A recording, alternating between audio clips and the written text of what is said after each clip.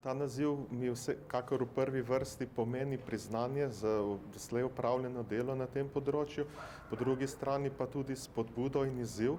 za še večji angažma za pridobivanje in organizacijo velikih znanstvenih dogodkov v prihodnje. Organizacija znanstvenih dogodkov v Sloveniji je za našo stroko zelo pomembna, ker se na ta način s tem, ko organiziramo dogodke, tudi postavljamo nekako na zemljevid v mednarodni znanstveni sreni, pač na področju, na katerem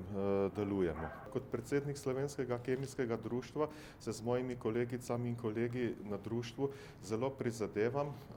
da pripeljemo v Slovenijo čim več mednarodnih znanstvenih dogodkov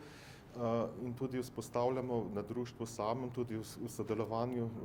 s kolegicami in kolegi na Kongresnem uradu Slovenije, ki so nam pri tem veliko pomoč, vso potrebno infrastrukturo, tako da je